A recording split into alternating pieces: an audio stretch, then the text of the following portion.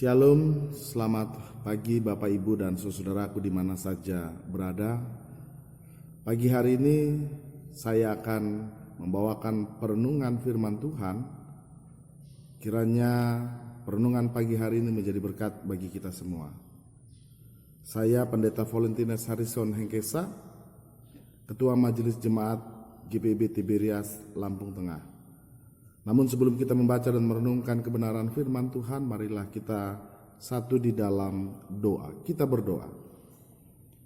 Terpujilah Engkau ya Tuhan Yesus Kristus, yang boleh menjaga dan menyertai kami dalam peristirahatan kami semalam, dan boleh membangunkan kami di pagi hari ini dengan pengharapan yang bersumber daripada Tuhan.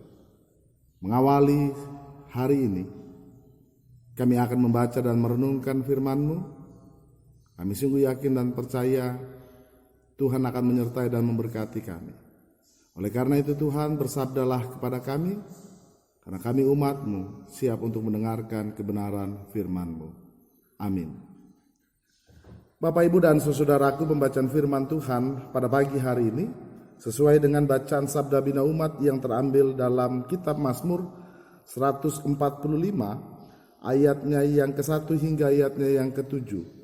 Pembacaan firman Tuhan terambil dalam kitab Mazmur pasal 145 ayat 1 hingga ayatnya yang ke-7 yang menyatakan demikian.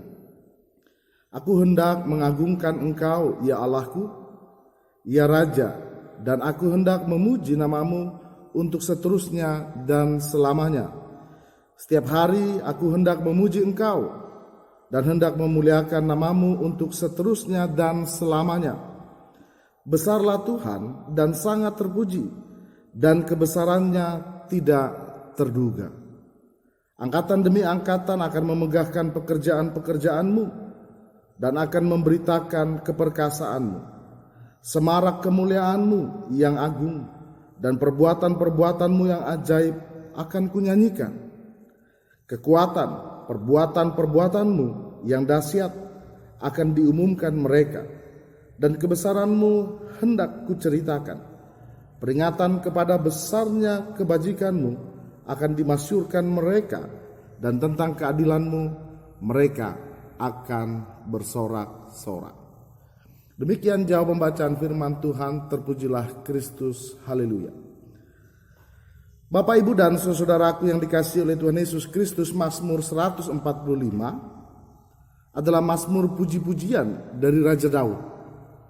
Dan Raja Daud memuji Tuhan karena begitu besar kebaikan Tuhan, keagungan Tuhan yang dialami Raja Daud dalam seluruh perjalanan kehidupan dia. Daud bukanlah siapa-siapa.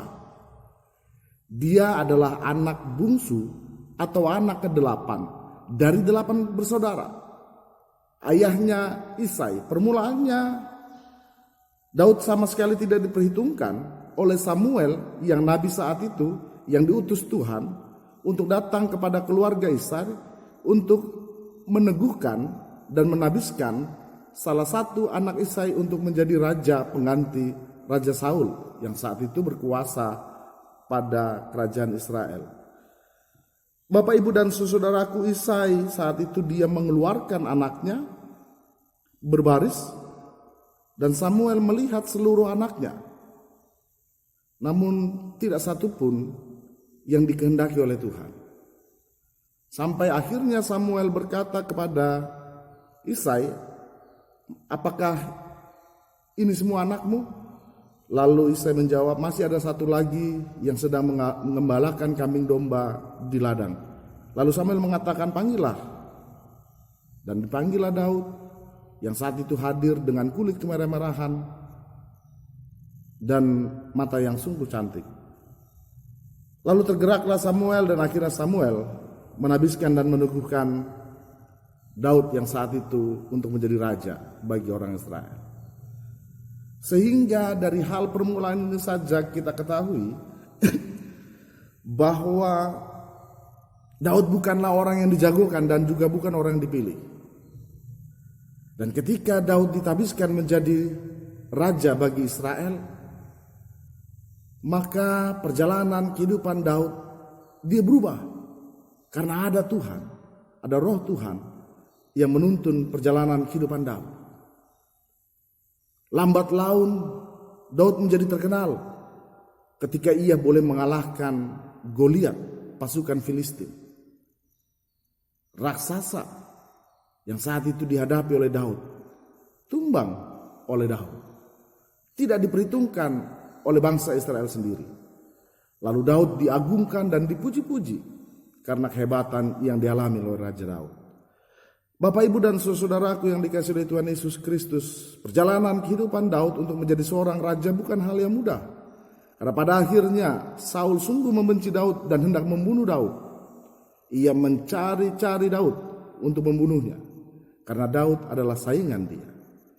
Dan ketika Daud mengukuhkan kerajaannya, maka Daud juga harus berjumpa dengan perlawanan-perlawanan dari bangsa-bangsa yang ada di sekitar Israel, yang terus merongrong kekuasaan kerajaan Israel saat itu. Tidak sedikit tugas dan tanggung jawab yang harus diambil, yang harus dijalani oleh Raja Daud saat itu dalam memimpin kerajaan Israel. Sehingga satu persatu persoalan, satu persatu permasalahan Daud menghadapinya, dan dia sadar, sungguh dia sadar, dia bukan siapa-siapa. Dalam persoalan, dalam permasalahan itulah, ketika Daud dikejar-kejar oleh Saul, ketika Daud jatuh dalam dosa, Daud datang kepada Tuhan, berseru kepada Tuhan, memohon pengampunan, memohon pertolongan. Dan Tuhan menyelamatkan Daud. Dan Tuhan memberkati Daud. Bapak, Ibu, dan saudaraku yang dikasihi oleh Tuhan Yesus Kristus dimanapun Bapak Ibu berada. Maka gambaran kehidupan Raja Daud tidak ubahnya kehidupan saya dengan kehidupan Bapak Ibu dimanapun Bapak Ibu berada. Saya bukanlah siapa-siapa. Bapak Ibu juga bukanlah siapa-siapa. Hanya karena kasih karunia Tuhan saja, sehingga saya dan Bapak Ibu boleh ada, menjalani kehidupan ini, menikmati setiap kasih dan kebaikan Tuhan yang selalu hadir dalam kehidupan saya dan Bapak Ibu. Oleh karena itu Bapak Ibu dan saudaraku yang dikasihi oleh Tuhan Yesus Kristus, ketika kita boleh melihat setiap kebaikan Tuhan, ketika saya dan Bapak Ibu boleh merasakan kasih dan anugerah Tuhan, dan ketika saya dan Bapak Ibu melihat seluruh kelemahan dan keterbatasan kita, lalu kita sadar dari mana segala sesuatu pertolongan, dari mana segala sesuatu penyelamatan. Dan kita sadar bukan karena kekuatan, bukan karena hebat kita, tapi hanya karena kasih karunia Tuhan saja. Oleh karena itu Bapak, Ibu, dan saudaraku yang dikasihi oleh Tuhan Yesus Kristus, sehingga Daud dia mengatakan dalam Mazmur 145 ini, dia mengatakan dalam pujiannya, aku hendak mengagungkan Engkau ya Allahku, ya Raja, dan aku hendak memuji namamu untuk seterusnya dan selamanya. Maka lewat bacaan firman ini saya diingatkan, lewat perenungan firman ini Bapak Ibu juga diingatkan oleh Tuhan untuk Bapak Ibu memuji nama Tuhan, mengagungkan nama Tuhan untuk seterusnya dan selama-lamanya. Karena itulah yang dikehendaki Tuhan.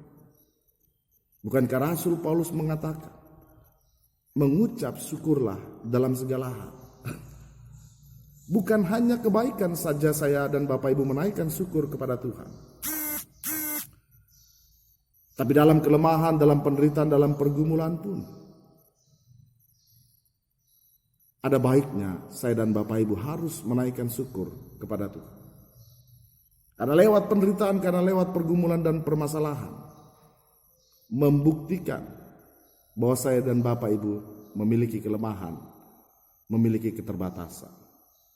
Kiranya firman Tuhan di pagi ini memampukan dan menguatkan kita bersama untuk selalu berpengharapan dan bersandar kepada kasih Tuhan. Karena Tuhan tahu apa yang saya butuhkan dan yang saya perlukan dalam kehidupan ini. Amin. Kita berdoa. Terima kasih untuk kasih setia Tuhan yang selalu hadir dalam kehidupan kami. Kami menyadari kami penuh kelemahan, kami penuh keterbatasan. Jikalau kami boleh ada di pagi hari ini,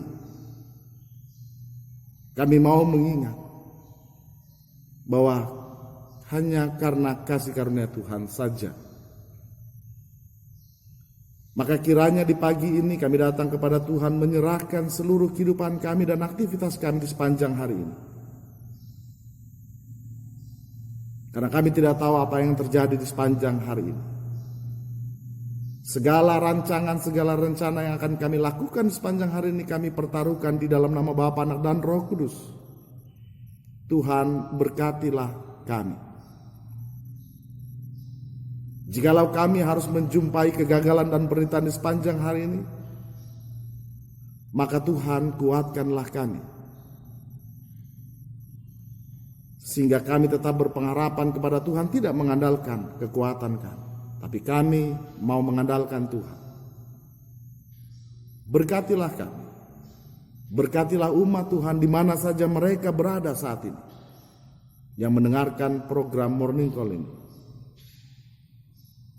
Sehingga lewat firman-Mu kami diberikan kekuatan dan pengharapan dan kepastian untuk kami menjalani hidup ini bersama dengan kasih Tuhan Yesus Kristus. Di dalam nama anak-Mu Tuhan Yesus Kristus kami berdoa dan bersyukur. Amin.